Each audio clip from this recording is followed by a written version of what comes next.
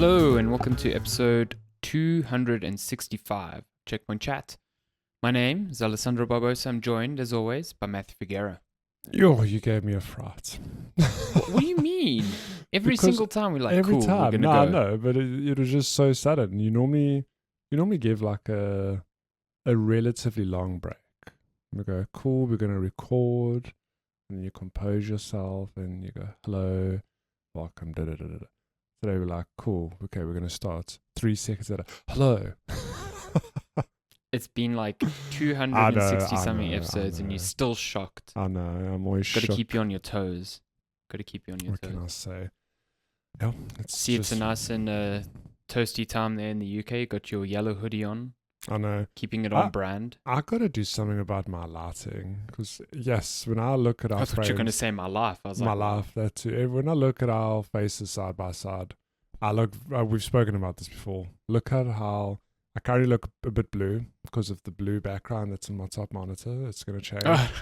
Is that why? Okay.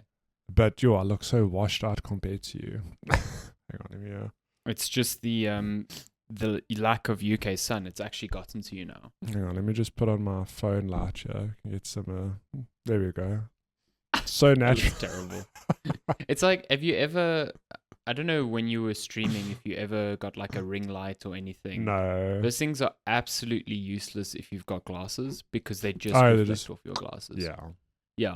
So if you have it in front of you, it's just like this halo that you can see within like almost like your iris. And then if you put it off the side, it's kind of better, but it's still, unless you like diffuse it so much, it just reflects. It's crazy. Elgato have those, I don't know what they're called, but they're like those big square lights that give you like attached to the back of your desk, and then it gives you this nice, beautiful big LED light. I used to have one, remember? You had I one, like yeah. a key light. Yeah. Oh, key light, that's what it's called. But I Yeah. think unless you can get it face on, it'll cast a shadow, right? So you kind of need two. Yeah, to, like- 100%. That's why you need two. Yeah. Yeah. Especially if you've got a green screen. Like, if I'm not mistaken, green screens don't work if you're casting shadow. So you need lights from all angles. Yeah, it won't chroma key out correctly if you're casting a shadow. Does it look like a cartoon character with a very thick outline on one side? Yeah, you basically would have that, and then the background would like flicker in and out of funny. existence, I think. So yeah, it's a very good way to get you to buy lots and lots of things. And now, I mean, I'm sure you've watched YouTubers and how they set up their spaces. So many of them have those like massive studio light soft boxes just off to the side, and you're like, wow, this lighting's so natural, it's so warm, it's so beautiful. And then you zoom out into the setup, you're like, oh my god, this is thousands and thousands of rands, just to get this shot right. Yeah. Even I'm having an interesting time watching like desk makeovers on YouTube. Like, this is me redesigning my space or my office or whatever, because I'm like looking for inspiration. And I watched one that was like renovating your office on a budget. Oh no. And like within 10 minutes, within like 10 seconds, I was like, this is not on a budget. This is like, he had like a really expensive standing desk that he then got a whole new wooden top on and like sanded it and made it beautiful. And then I don't know what he did. He was doing stuff where he was measuring. He had like this little thing that you put on a tripod. I've never seen it before, but it's quite cool. It looks like a little like square box, and you put it on a tripod in the middle of the room, and it like shoots beams out in every direction, and it's basically like a laser beam, a level except using light. So when you're going to drill something on the wall, you have this like beam of light that's on there, so you can drill exactly on the light. That's cool. Or like hang something, and I'm like, that thing alone is probably more than I'm willing to spend on my entire like renovation upgrade, and that's just to get everything leveled. Yeah, nonsense on a budget, please. I've thought, I mean, even back in South Africa, I've thought maybe I get one of those key lights, whatever. But in South Africa, the reason I didn't is just because the table we had, I just couldn't mount anything on it. It had like it was a like custom made table, had one of those thick sort of rims. You can't really, I don't know, I can't really explain it, but I just know it wouldn't work. Whereas now in the UK, I've got a table for ants with my compact setup. I can mount stuff, like obviously I've got my microphone arm mounted, got my dual monitor setup here. But I do wonder, this poor desk, how much weight it will take before it just utters nah, fam. I can't do Well, this. the good thing is that the key lights I had would it had a base, so it sat on top of my desk. It didn't. I think the desk clamp is actually an extra. The one that it comes with is like just it's sort of like a monitor stand. Yeah, sort of like a monitor stand that just sits on your desk. Even then, where the hell did I put it on this? Yeah, I was about to say it does take up some space. It's yeah, also it's not nothing. This weird thing where my dual monitor setup, the clamp is there and the monitors are a bit forward by like that much from the back of the desk. So my setup isn't wide enough that I can have lights on me without shadows coming from my monitor, for example. So long story short, the washed out me is all you guys are getting, and the alternate is this bad boy. You know, we just for the foreseeable future. There we go. We just got phone light on me with my beautiful glass reflection. It's okay. It's okay. It's been like this for a while. We're used to it. We love it. You could go full ghost story here. Like... Then you've got to turn off the lights everywhere else. Yeah.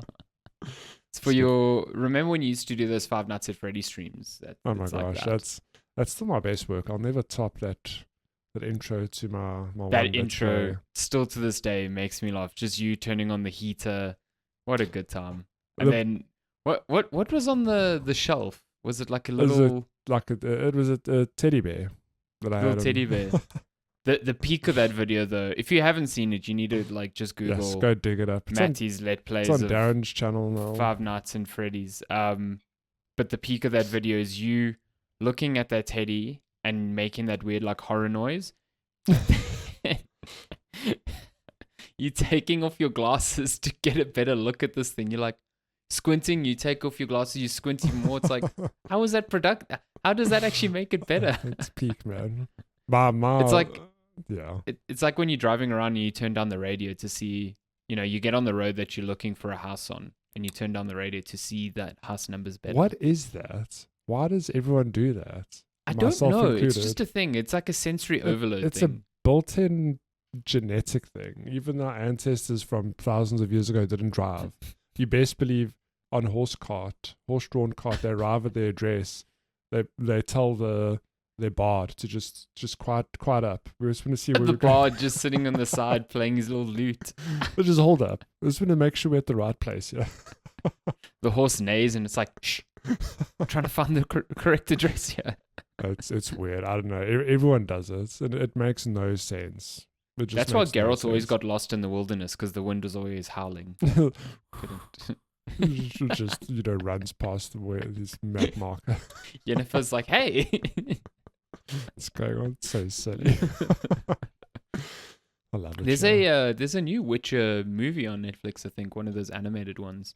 The trailer for it looked terrible. Just looked so generic and bad. I still need to watch Castlevania. I just realized, and Invincible. I got must have been, I don't know where it is, on Reddit or social media platform.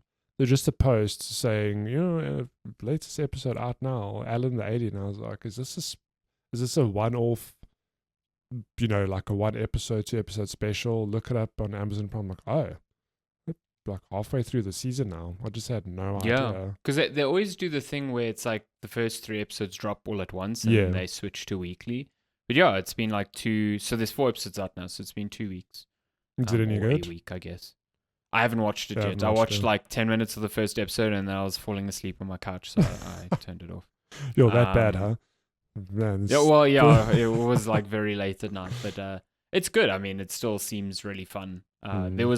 They do the whole recap at the start, and I was like, I didn't even watch the season that long ago, and I feel like I don't remember anything. Same. So, Rex Exploder's still a really fun character, getting a good like redeeming arc. I dig him. Nice. Castlevania, I don't know, man. I don't know if I just don't vibe with the Nocturne thing, but it's like good. I don't mind watching it, but it does not hit the same notes as maybe it's just Trevor Belmont one. Yeah.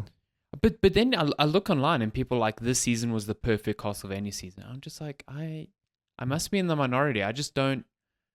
It's like, yeah, I just don't connect with some of the characters in the same way. Yeah. Action's really good though. The animation's still like Mm. top notch, and hearing good old Alucard, always a fun time. Yeah, I need to. I've got to catch up. I've got a backlog of shows to actually watch. Mostly those. I've got to watch Mostly Severance. good anime. Severance I've never Severance watched. good. You Severance guys? has been good. If you never watched it at all, Mm-mm. you should give that a go. That's a really weird series. It's so unique in how weird it is, but it's delightful. I find. It's fine. Yeah, it's good. I think you and Lenska would actually really enjoy it because there's some really good design cues in it. It's got a really good sense of place, and just the way everything. Like when you play something like BioShock, it's very distinctly BioShock. Yeah. You look at something, you're like, oh, this reminds me of that. Same with like a Dishonored or.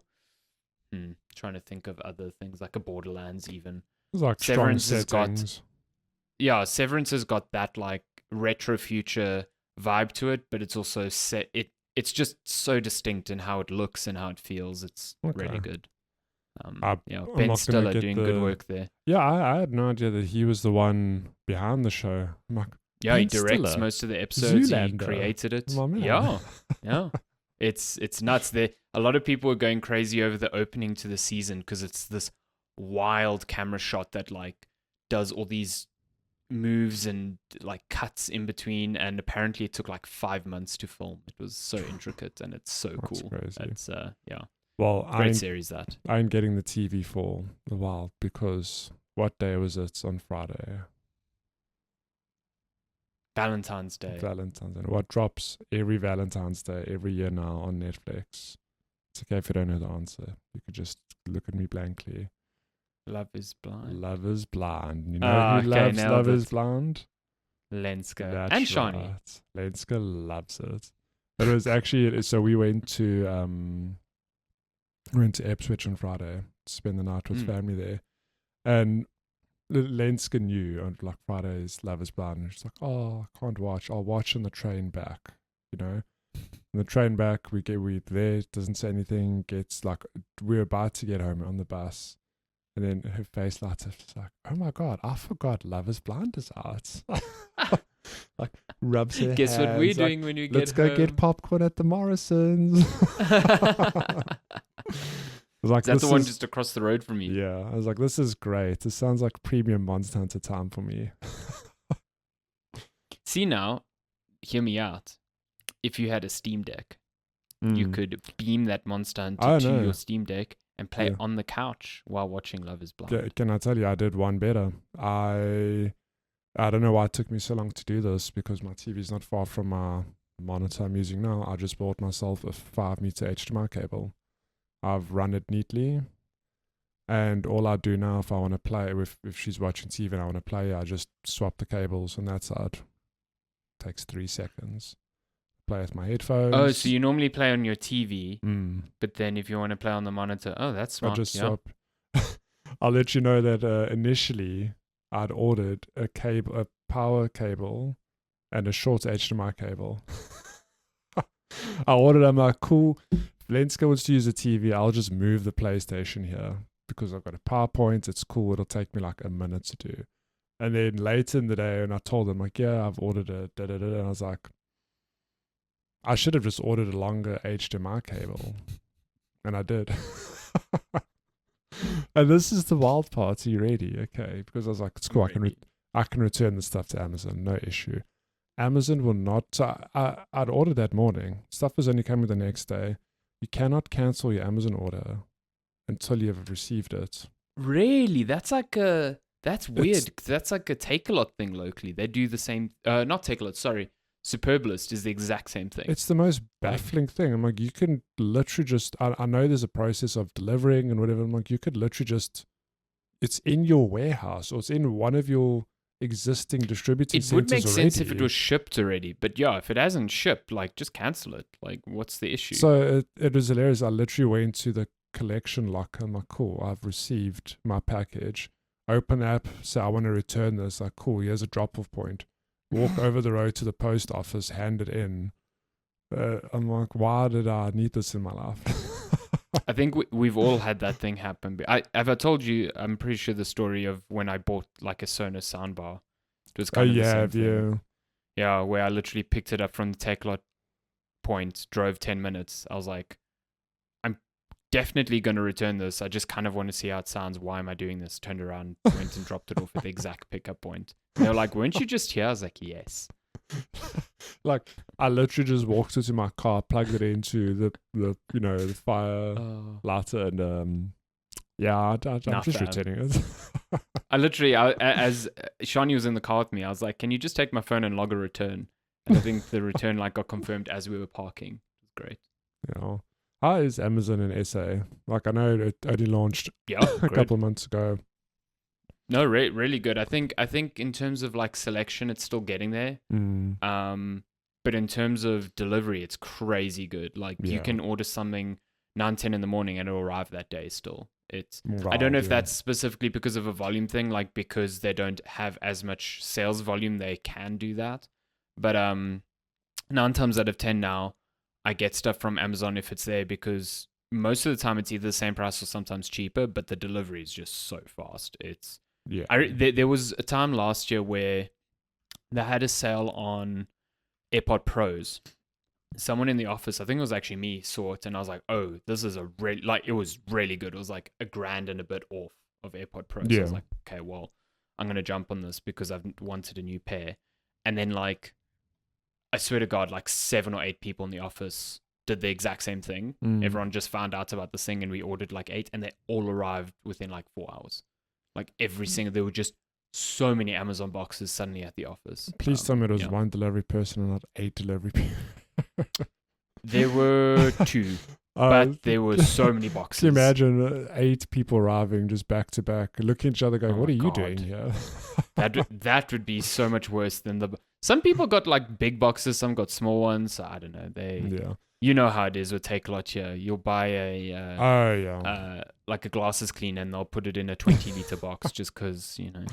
Yeah, I tell you, Amazon does similar stuff sometimes where you get not like a massive box, but you'll get a box with just bubble wrap or those things, like air bubbles, softening things. Like, why? Yeah. It's such a waste of packaging. You buy like a micro SD card and you have to like hunt for the fucking thing in the box. It's this massive box. But it is funny how, not funny, it's kind of cool and not terrifying, but it is scary. These are a lot of emotions you're going through. No, because I'm using the word scary, but I don't actually mean scary, but it is scary how easy it is to order stuff just from an Amazon and have it delivered to you.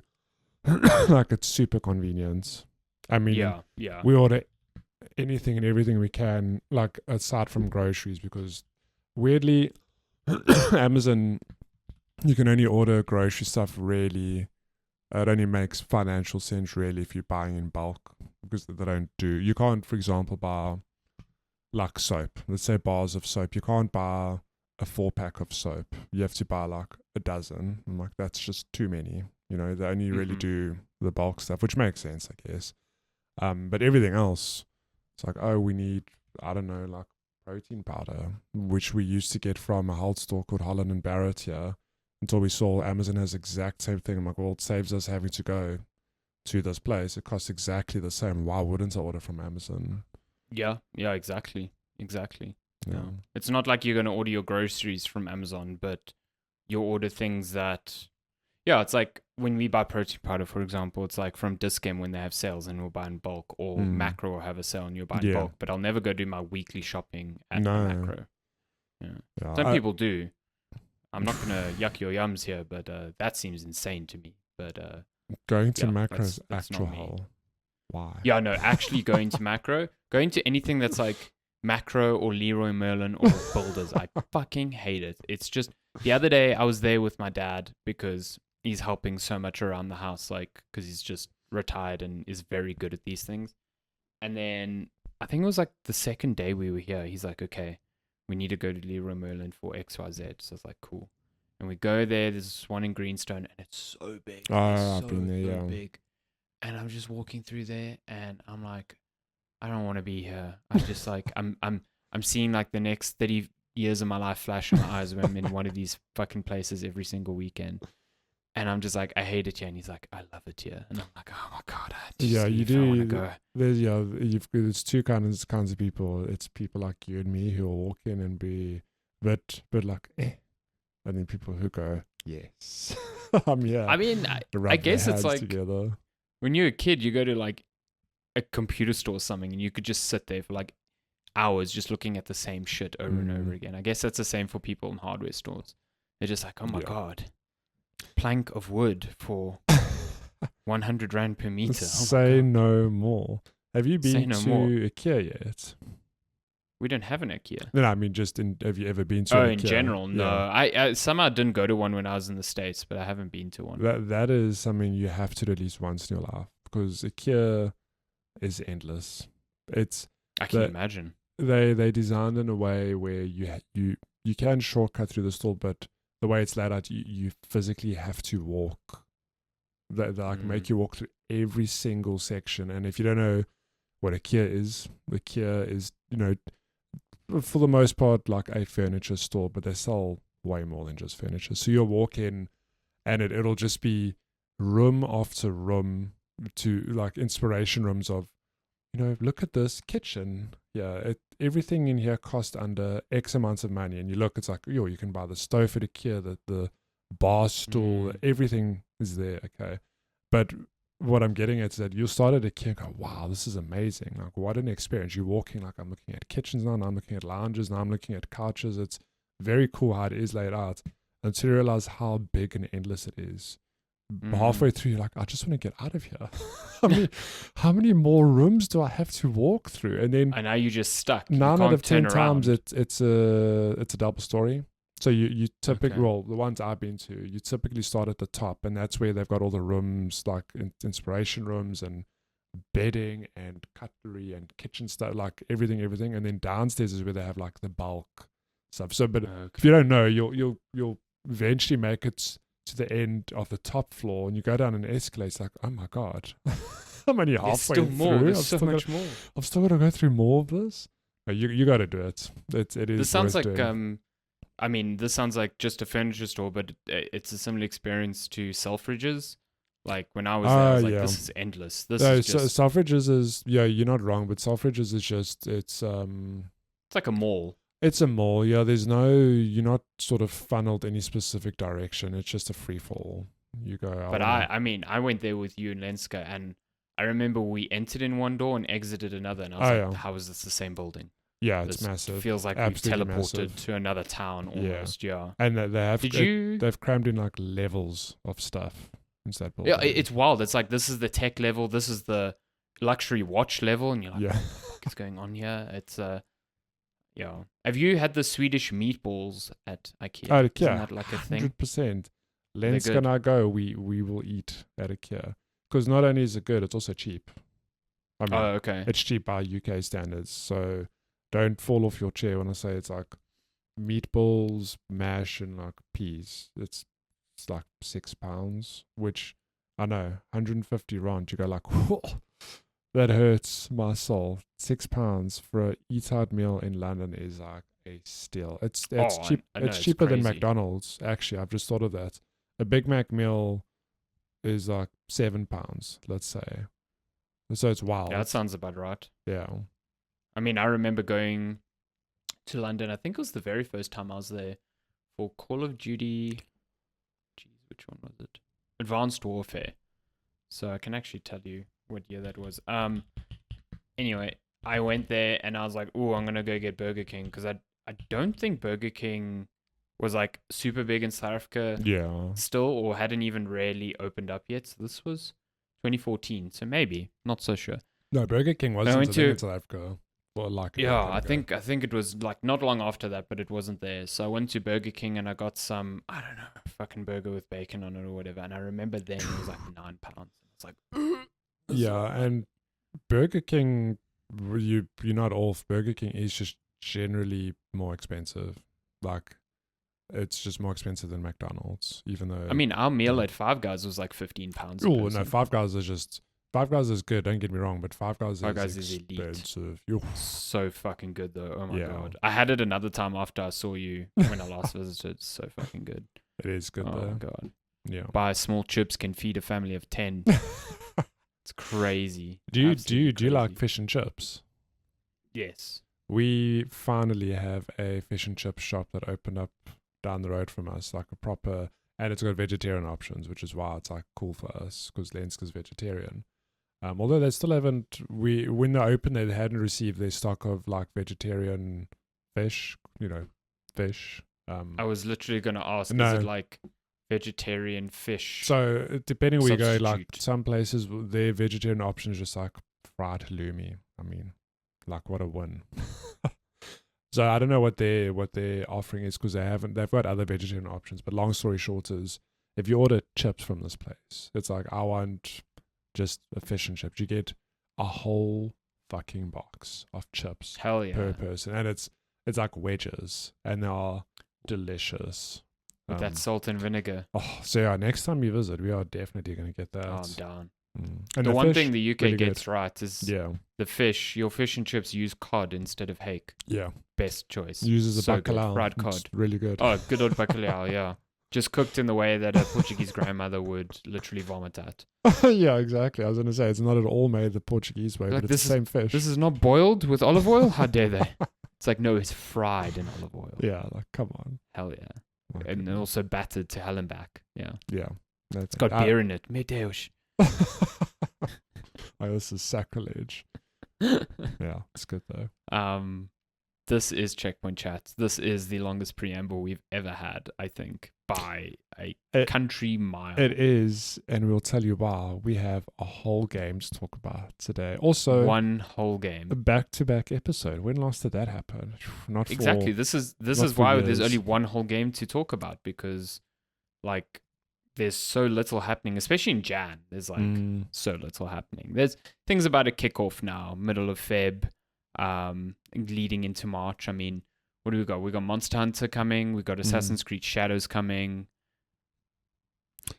I know there was only 2 games, but there's more. No, but there's I more think stuff. in April as well, there's a few.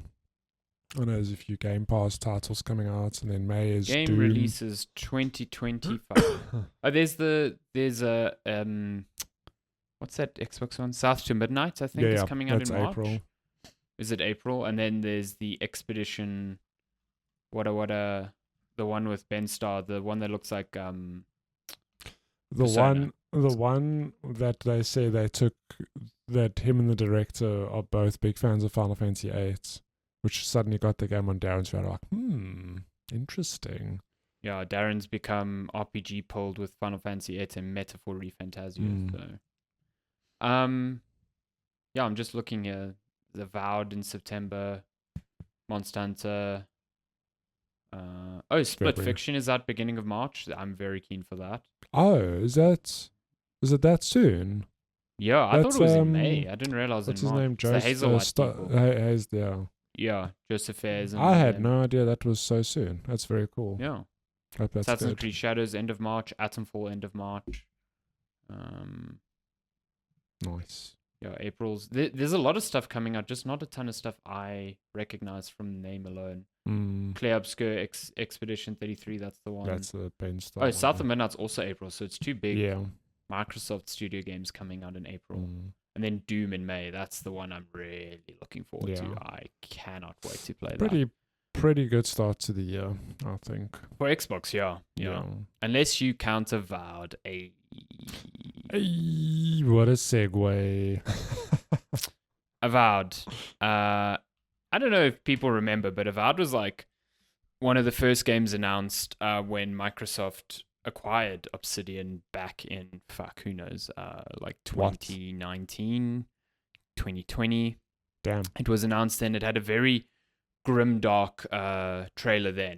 And it was... I remember that, yeah. And that was you just unlocked a memory, because I remember seeing that trailer, and I think a lot of people thought, damn, is this the modern day Skyrim, whatever. Yeah, it just basically, it had that same vibe. Let's see when it was actually launched. Avowed, the reveal trailer was 4 years ago, so 2021, around about then. A lot of people there were like, oh, this is Microsoft's like a Skyrim, in a sense, especially in terms of tone and whatever. And it is that. I think the tone is very, very different. But in terms of the overall loop and core structure, it's very Skyrim-like. I feel like this is the sort of game that if you've been pining for a new Skyrim experience that still feels like in some ways rooted in 2011, then sure, you've definitely got that. But it's also got like a lot of enhancements to that sort of formula that I think work in some ways and super don't work in others. Yeah. But before I get ahead of myself, Avowed is set in the Pillars of Eternity universe, because Obsidian did Pillars of Eternity and Pillars of Eternity Deadfire, I think it was called, and then there's a board game, and then it's a whole universe. It's a whole big thing. But Avowed takes place in a portion of that world which is kind of segregated from everything else. So the story you're undertaking there is somewhat segmented from the overall universe, but carries the baggage of that universe with it. So you'll speak to a load of characters that reference past events. They reference certain races, certain monarchies, relationships between factions and monarchies. And initially it's like, it's like exposition central. There's so many terms and names thrown out in conversations, which seem so obscure and confusing. The upshot is that you have like a sort of glossary that you can reference during conversations to be like, cool, what is this word that was highlighted? Okay, that is a race of beings that used to live here and no longer exist, or this is one empire that you actually hail from, or stuff like that. So you can kind of get context for what these people are talking about. It kind of doesn't disappear though, so I found myself constantly having to reference these glossaries 90% of the time, and then or like try and wrap all this context around the motivations of characters in the here and now, and it becomes a bit like messy and very easy to gloss over, because I'm just like this I feel like I'm plopped in the middle of a story that I don't fully understand. The narrative itself as well is kind of a nothing, really. It feels bad to say, but you are a envoy that comes from a kingdom across the ocean called Adir, I think it is. And you are in the Living Lands, which is the setting of Avowed, to kind of investigate this plague that is ravaging the lands there. And it's a bit of a double-edged sword. Like, your kingdom is kind to wrestle back control of this region because it's kind of a paradise for pirates and scholars and mages and the sorts of people that don't want to be oppressed by a monarchy or a more authoritarian like regime. So you're sent there by the king of Adia. You are also this being called a godlike. There are these people in the Pillars of Eternity universe that have, when they're born, they've been touched by a god. They've kind of had like abilities bestowed on them by a god, and all of the time they know which god has like given them this grace, essentially, because gods are just things that exist in the Eternity universe. You are a confusing godlike because you don't know which god gave you its blessing. Okay. Which a lot of characters find very peculiar and strange. And so you land on the Living Lands, you get a very quick introduction to this plague. Very quickly into the story, this voice starts talking to you inside of your head, and I think within 30 seconds, I was like, cool, this is the god that actually, this is the reason why I'm the godlike. And turns out like 10, 15 hours in, that's kind of exactly what happened. So the point I bring that up is that there's nothing in Avowed that feels especially surprising. A lot of it's telegraphed in very obvious ways. Yeah. And the story just kind of goes through the motions that you expect to go through. And so it just doesn't feel that impactful throughout. I didn't find it really surprising or interesting. The companions themselves aren't that surprising, aren't that like interesting to engage with. You get 4 of them. I think the most impactful one is Kai, who's the first one you get. He's like this sort of like fish human thing. He's confusing because I think you meet him within the first half an hour of the game, and you just wash up like in the living lands for after this like shipwreck, and he's like, cool, you're the envoy from blah blah blah empire, and you've come to investigate the plague. I'll go with you. And like within an hour, this dude's ready to lay his life for you. It's like you have saved his firstborn son. Amazing. And he is ready to give his fucking life for you in battle. And I met him like an hour ago, and I'm just like, what? This is such an expedited character motivation. Like the upshot is that he's voiced. I mean, this will make no impact to you because you've never played the games, but he's voiced by the same voice actor that does Garrus in Mass Effect, and so very good voice, very good line delivery, very good. The other companions, you kind of meet them throughout the story. They aren't that interesting. Their backstories aren't that interesting. They don't progress in any, again, surprising ways. And I honestly, within the next few weeks, will probably forget all of their names. That's just, I'm not trying to be mean or anything. It's just how, I can recall so many companions from Mass Effect to this day. And I played that game decades ago. And I remember what their flaws were, what their motivations were. I cannot tell you, like, anything beyond surface level about these companions. And that's not because I didn't engage with them. It's just that they're not memorable. They're not interesting. The things that are pretty cool, I find, is the combat. So, I mean, you've seen some videos of the combat. It looks very Skyrim-ish. Yeah. Like a first-person perspective. Yeah, and also the no big focus of the marketing is the whole thing of, well, how you can play this game however you want. If you want to, be a sword and shield user, or if you want to dual wield wands, whatever, like you can do that. And I think typically that is a Skyrim thing where you can just mix and match whatever you for the most part. I think you can just mix and match weapons how you want. So I think that's why there's a lot of comparison drawn to that game specifically on that front. Yeah, for sure.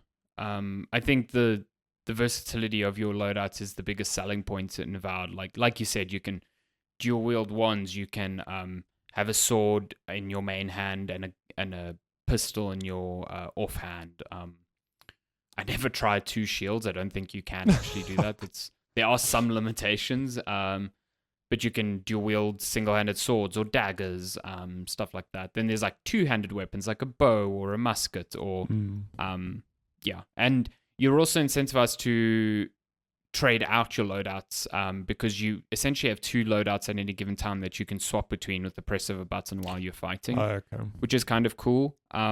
Initially, I found this like super interesting. I had a wand and a grimoire in one loadout, so I could be like a ranged spellcaster. And then I had a sword and shield in my other, so in case people got close, I just swapped between them. Yeah. And that was like initially really fun. Like magic felt very overpowered and very engaging to use. The sword and the shield, the melee combat's very impactful. There's a good weight to everything, and they do this really smart thing where when you hit someone, there's a slight like pause, so you can feel. It almost feels like the blade is digging into your enemy, or you can feel that impact with each hit. There's a stamina system that governs all of this. Like every action you do, whether it's casting a basic spell with your wand or swinging your sword, takes a certain amount of stamina, and that stamina is also used for when you're blocking attacks, and it extends to your enemies too. Like they have a stamina bar, and if you or it's like a stun bar essentially, and if you fill that up, then you stun them and you can do kind of like a powerful attack on them. It's really cool. It's far more in-depth than a Skyrim ever was. Doesn't feel like the most in-depth combat system on Earth here, but it does the job of bridging like very straightforward first-person action and something a bit more complex that you have to think about. Especially when you take into consideration that all of your companions have their own abilities that you can command them to use using like a radial menu. And they do all sorts of things. Like Kai will taunt enemies and apply stun onto them. You've got a mage, God, what's her name? Giata. She's like a mage character, and she can like heal your party or give you like barriers to block damage, stuff like that. And you've got your own sorts of abilities as you level up. You've got like specific godlike abilities that are more offensive ones, and then you've got your class-specific abilities that you can choose between. Like if you're a fighter or if you're a ranger, that augments, if you're a ranger, then you're focusing on single-handed weaponry and range weaponry. If you're a fighter, you're looking at more dual-wielding melee weapons or single-handed weapons like axes and stuff like that. But this is sort of where it starts to break down a little bit, I find. You've got these ability trees, which you're not trying to min-max everything, but you're trying to stay viable as the challenge scales up. And I find that the ability tree sort of pigeonholes you into one sort of playstyle or the other. So, for example, I started off with a wand and a grimoire and then a sword and a shield. But being a wizard is one whole skill tree in itself, and fighting effectively with the sword and shield is a whole other one. Yeah. And considering that you don't have like tons of points to distribute, I kind of moved towards just using a sword and a shield because splitting the two didn't really make me effective at either one. Yeah. And so very quickly I found myself not even using my second loadout because like my second loadout would just have another sword. It wouldn't really make sense to have something else in there. You can find overlap where like some abilities will apply to all single-handed weapons. So a sword, an axe, a dagger, stuff like that. And so you can mix and match between those. But you're still kind of pushed into the same style of play. You can't really shake up your styles of play between your loadouts. And maybe that's by design, but it just felt like I got to try this out in the beginning because the enemy levels are so low. But as soon as the challenge started ramping up, it was like, okay, this is not viable at all. And that's predominantly because of the way the game scales in terms of difficulty. You don't use enemy levels to denote difficulty, you use gear. So you won't be in like an area where, enemies are of level 5 and you're of level 3.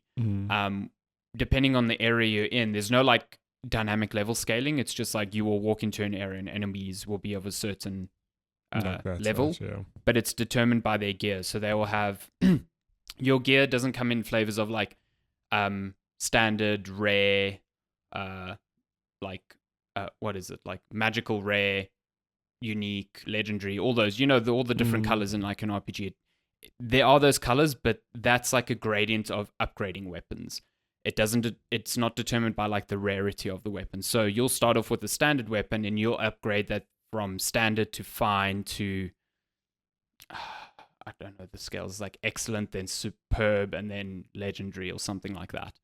And your enemies go through those same things. So if you roll up on a camp and they all have, say, rare or superior weaponry, and you've only got like fine, which is like level 2, so to speak, they will just absolutely smoke you. Like it won't even be a challenge. They'll do so much damage to you, and your weapons, because they're of a lower tier, actually get a damage penalty applied to them. So you do like 30% less damage, and your armor blocks 30% less damage incoming. So you literally just like, you will just die.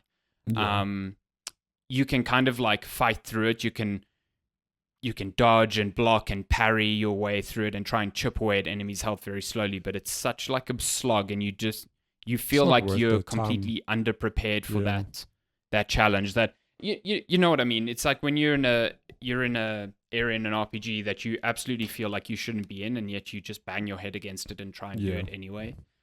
It feels like that, and then it feels like that for I found most of the game.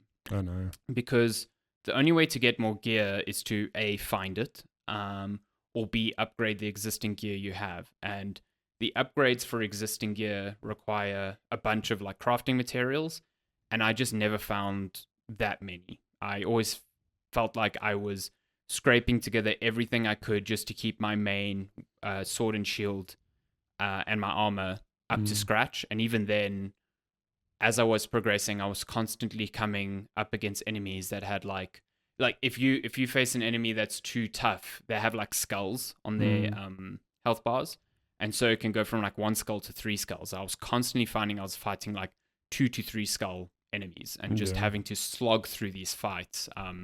And then constantly hear my companions scream at me, being like, maybe you should upgrade your armor. Maybe you need a better sword. I'm just like, for fuck's sake, I'm trying. I'm like, if I could find the crafting materials too, I would, And weapons are doled out so infrequently that when I did find a weapon that was level appropriate, I'd either have to reset my skill tree because it would be a weapon type that I'm absolutely not spec to use. Yeah.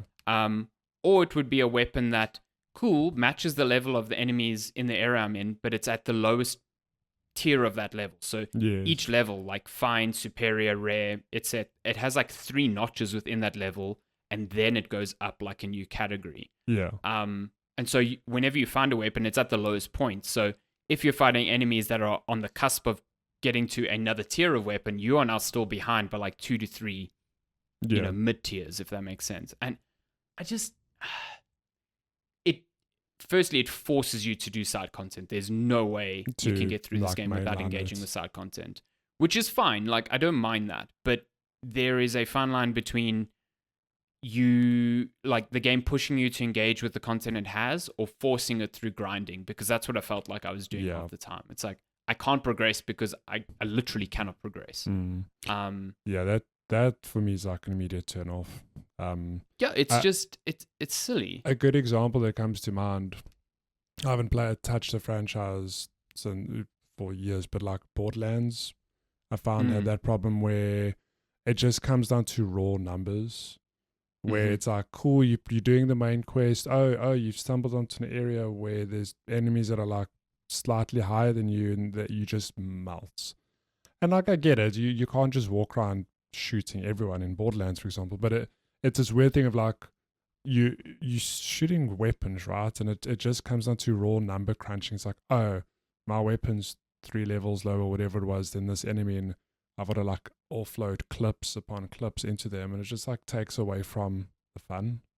Whereas you look at an RPG like, I think like FromSoft get this so right with Dark Souls and Elden Ring and Bloodborne, where you're not strictly tied. Like, you're obviously leveling, and there's a whole number system in the background, but the way the games are structured, it never feels punishing.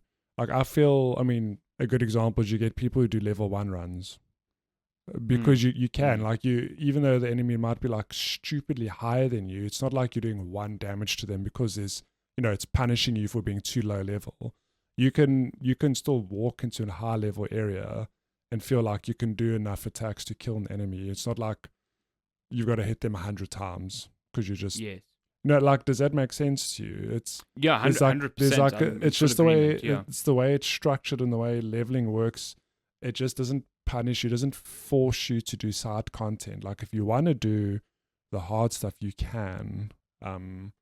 I just hate it. Like, I get turned off, and my immediate knee-jerk PTSD is like Borderlands, where it is just it's just gated off, and I'm like, there's nothing you can do about it until you level up or find better weapons, whatever, to be in that area. No, I fully agree with that, and I think it's a weird thing. It's like, the game is trying to do its thing. It wants you to engage with it in a certain way, and that's totally fine. I think it would be a lot more palatable if the side content was super interesting. Like, each of the you move between hubs, so it isn't one like contiguous open world. It's 1, 2, 3, like 4, I think. 4 big hubs that you explore, and they're quite sizable. But what I do like about them is that they're big, but you can get pretty much anywhere just by running, and it never feels like you're just running through a lot of empty space. You are running through a lot of enemy camps where a lot of the time they're just fucking way higher level than you, so it's just annoying. But like, the side quests are pretty standard fare. Like, you take on a bunch of bounties and you go and kill a bunch of enemies and return their bounties, or you get people in the towns that ask you to help with problems, and some of those are quite interesting. Like, early on, there was some side quests. There was one side quest where I had to go into a mine and just to save a bunch of people, and it turns out there was this dude there, another godlike, who kind of just thought, oh, I need to like suck all these souls from these people that come into this mine to power this big it looks almost like an animatronic robot to capture the soul of some old god that betrayed him back in the day. Again, so much context that is just like delivered through lines of dialogue that I'm like, what the fuck are you talking about? What's going on here? Yeah, and it's like, oh, he happened at this, and I hear a word, I'm like, okay, Deadfire, maybe that happened in that game. Cool. And then I'm trying to it's just too much. Yeah. But that whole like quest was kind of cool. It felt a bit more like a main quest as opposed to just a fetch quest, side quest. There was some cool choices that I had to make that had some consequences within the world. Actually, that's one quick point. Like, you make choices. This is an RPG. The choices feel very natural. Like, early on, I made the choice to free someone in the like sort of prologue section from their jail cell, and they just like reappeared like 5 or 6 hours later in a side quest where I had to convince these smugglers to take in these 2 other people to smuggle them across the ocean to Adia. And I'd either have to pay them an obscene amount of money or kind of like physically threaten them to do that. But when I got there, this person that I'd let out from the jail cell earlier just rocked up and was like, oh, I'm actually part of this faction.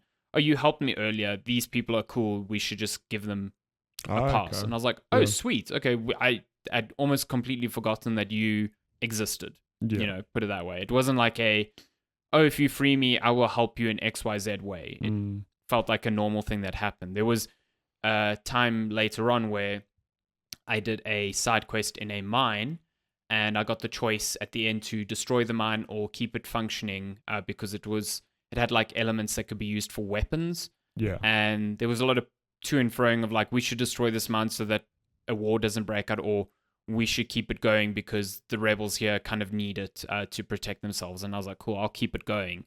And then I think an hour or two later, I ended up at a side quest where I got to the top of this tower and there were these 2 rebels there, and they were like ready to kill me for finding their hideout. And then just in the conversational window, it was like, oh, I actually helped you out by keeping this mine open. You should just let me pass. Okay. And so it wasn't a matter of the fact of like that quest led onto this one. It was I happened to do that quest before this one, and the choice I made now influences this one. And I found that really cool. Yeah, it fed into your gameplay organically. Exactly. It's not like this faction will remember this choice sort of scenario. It's like, oh, okay, I made a choice and I can see how that choice is playing out in the world. And I thought that was pretty cool. I wish more of that stuff made a bigger impact on the main story, but in the side content, that facet is kind of cool. But in general, the side quests are very like fetch questy. It's like take a quest, go here. Some of them are way too long. Like some just put like 4 points on your map and you need to go speak to these people and they give you like micro side quests, and I'm just like, I have no time for this. But you got to do it to get the exactly. You need to make time for it because otherwise you just cannot progress anymore. And so I just found the balance of that like way off. And it's not a case of, oh, I want to speedrun this thing as fast as I can. It's just like I played this game for 30 hours. It's you know, I'm pretty sure you could play it for probably 40 or 50, but it's not a 100-hour game. There's not enough content to support that. So I didn't rush through this thing, but it just felt like I was bashing my head against these arbitrary crafting requirements to keep up to speed. And it just didn't feel good. The combat isn't complex and deep enough to make being at such a disadvantage fun. Like you brought up Dark Souls. Dark Souls is a punishing game. It is a hard game. It's also, I find, a very fair game. It's balanced in a fair way. Same with like a game like Sekiro. You know, that game is all about parries, all about very drawn out long battles, but it has the combat system to support that and keep those fights interesting. This just feels like tedium. It's like dodge, hit, dodge, hit, because the enemies are, you know, they have a very small subset of moves. There's a very small, limited pool of enemy types as well. And so it just doesn't feel that fun to consistently have to spend minutes chipping away at someone's health and then get hit twice. And, oh, now you're at a checkpoint like half an hour ago, because the checkpoint system is also like quite brutal. It's just not fun. I think just in general, game design like that frustrates me, where it is just gating content off, like unnecessarily so. I mean, what does it matter if a player wants to mainline a story and roll credits in 10 hours or 15 or whatever, like whatever it is? It shouldn't be forced upon you. It's the same, like another example that comes to mind, we mentioned it, I don't know if I was talking to you or someone else, but how Spider-Man did it in the first game, where you can't not that you want to speedrun the game, but you reach the main narrative points are held back just inexplicably, you'll do like this big, cool cinematic thing, and then Peter will go like, "Oh well, I guess I should go fight some crime in the city until Oh the yeah, next thing yeah. happens." You're like, just let me go to the map to the next quest, or like, why do you need to pad it out? It's just frustrating. I hate it when games do that. Like, it takes away my choice or my freedom to tackle it how I want to. And just from what you've described, it's a pity, because looking at Avowed, I do wonder, like, will I actually play it? Because when I look at it, I go, yeah, visually it looks pretty cool. The fact that you can play, use different weapons, whatever, like that seems very enticing. But the moment you say, oh, look, I spend most of the game walking into areas and just feeling like underleveled, not, being forced to engage with content I don't really want to engage with. And even the side content, like, it's hit or miss, you say it. Sometimes it's cool stories, and sometimes it's just like, it's just by the numbers fetch quest. I think I was listening to the Kind of Funny podcast just yesterday, and Andy Cortez was talking. It wasn't their review, he was just talking about playing Avowed. And he was saying, I think he gave such a good example of how the quests feel in terms of how they just miss. He was saying, like, when you do bounties in the game, you literally go up to the sky, and the sky's like, cool, go kill this person, and you do that, and you come back and you cash your bounty in. He's saying he just feels a situation like that. Imagine what he would have wanted from a game like Avowed is, imagine you go get a bounty and you go to somebody who you're there to kill, and the person is like, whoa, like, you're here to kill me. Actually, the guy who gave you the quest, he's the one who's got dirt on him. Like, I'll help you kill. Like, it's that sort of depth that he wanted. It adds interest. Like, oh, you mean the guy who's been giving me bounties is, like, he just says it's lacking that sort of complexity. It's very like, you're just doing bounties. That's it. Yeah. And every town has a bounty board, and you just accept all of them, and now there's like 8 spots on your map, and you're like, cool, I'm gonna have to probably do all of these just to get some crafting materials to kind of keep my weapons up to snuff. But also, these fights are going to feel really bad because I'm already like at a disadvantage. So it bugs me because, like, especially because at the beginning of the game, I was picking up some weapons have like a unique attribute on them. So they have unique abilities. So there was one where I had a sword that was like on fire. It would set enemies on fire. It would also heal me for a certain percentage of enemies that I killed. Very cool weapon. I've now got that within the first 3 hours. Yeah. And now trying to keep that with me or trying to keep it viable is almost like impossible. Yeah. And I can't move those attributes to a new weapon. I have to basically just trade up to a very stock standard weapon because it is a weapon of higher just does more gear damage. level. Yeah. And I mean, this happens in all RPGs. Like, this is not unique to Avowed, but I think other RPGs get around the issue by consistently giving you new stuff to make you feel like you are adjusting to the challenge ahead of you, whereas Avowed gives you so little that it just feels like you are never at the point of being comfortable. And not comfortable because the game is of a certain challenge and it's engaging to play at that disadvantage or challenge level. It's just annoying. And, there were moments where I even bumped down the difficulty to easy just to see how it would change things. And yes, it made some fights slightly easier. I think there was a smaller delta between, like, if you are 2 or 3 gear levels behind, like, what is the penalty? I think obviously they make that a bit tighter, but it doesn't change the requirements for crafting. It doesn't change how much you need to keep your gear leveled. And so I ultimately didn't feel like it changed much. It's a pity. And these are things that I think they could fix in a patch, like to balance it out. Yeah. They could reduce the cost of crafting materials. They could give you more rewards for side quests because, boy, those things are stingy. Like, you can do a bounty and get like 700, 1,000 gold. And then when you're in, especially the last hub area, like a new weapon from a merchant, which is just like stock standard weapon at this area's like gear level, is like 70,000 gold. And you're like, well, I can't afford this. There's no way.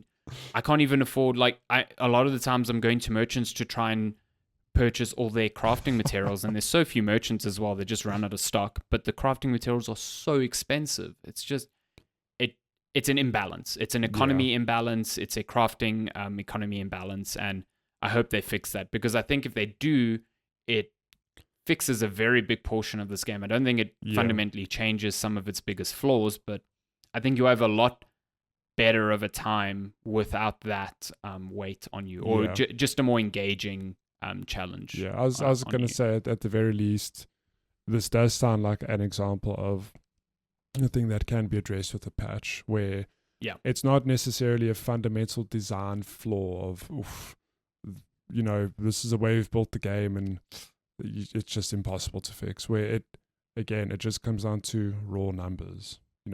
Something you can address in the patch where, like you said, maybe they give more gold for side quests, maybe they drop more rewards, maybe they sit and they tinker with the gear levels and they adjust, how the progression works. So, like, for example, it is a thing of maybe you, and I don't mean to harp on this because this isn't the be or end all, but like maybe it is a thing of you could mainline the game because, they address the way you get gear. That if you're just ticking the boxes in your main quest, you are getting good drops. You're getting, like you said, that weapon that sets enemies on fire, but, in volume, not volume, but, regularly enough that it keeps combat exciting and viable without you having to go and grind out something just to get to the next chapter or story beats, whatever it is.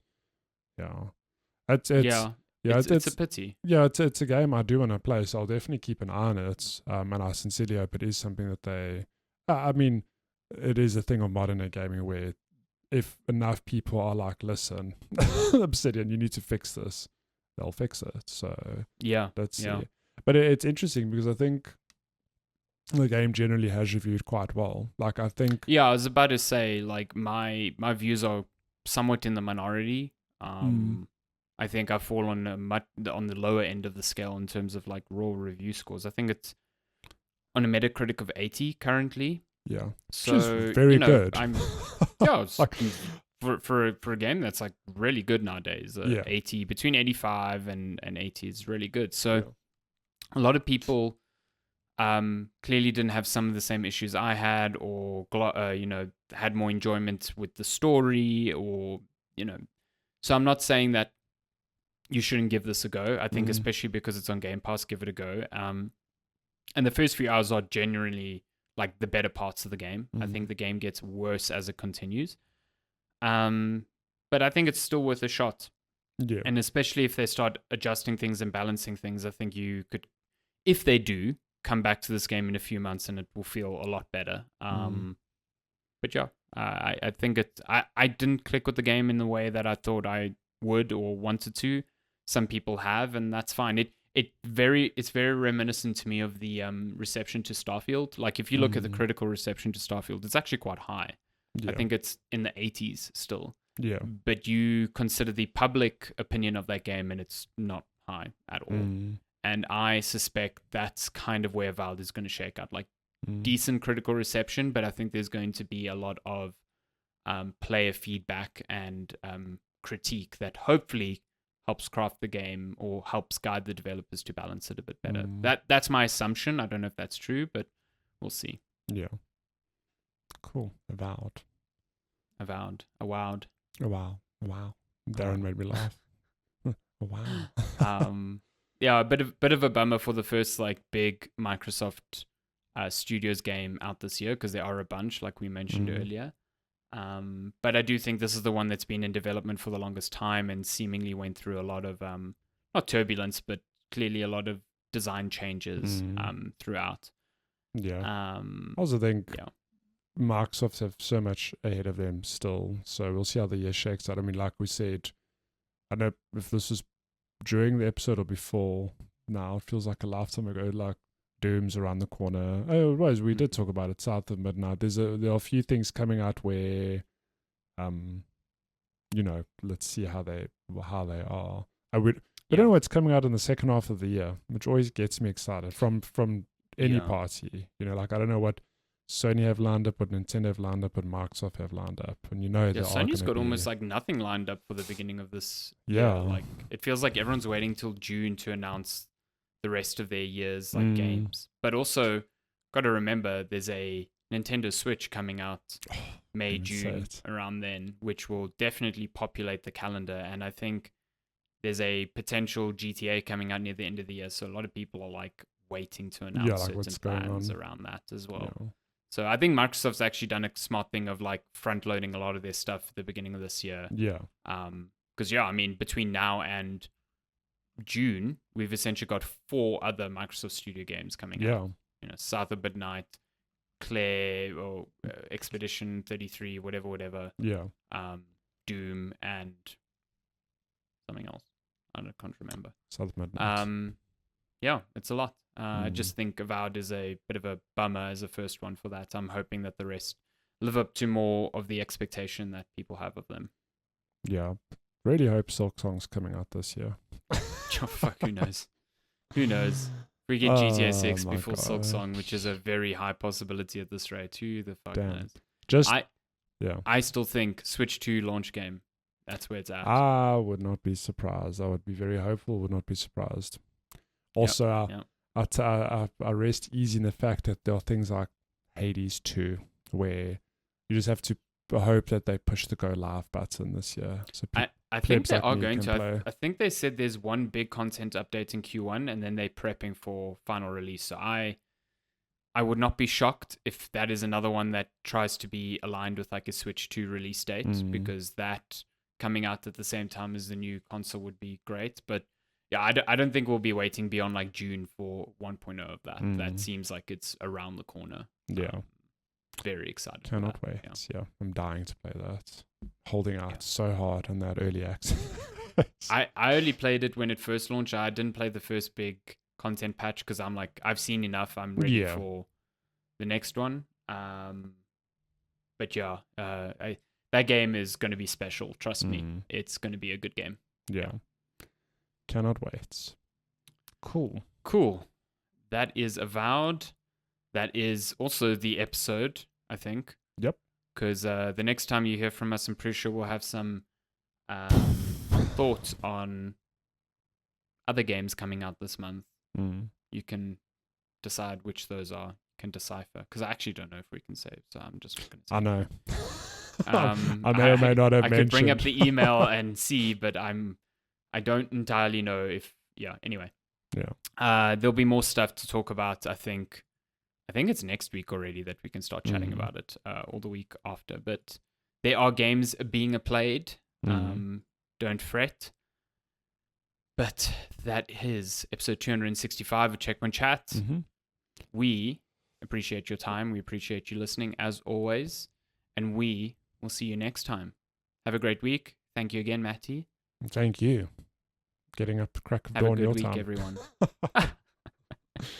Have a good week. We'll see you next time. Goodbye. Keep well. Goodbye.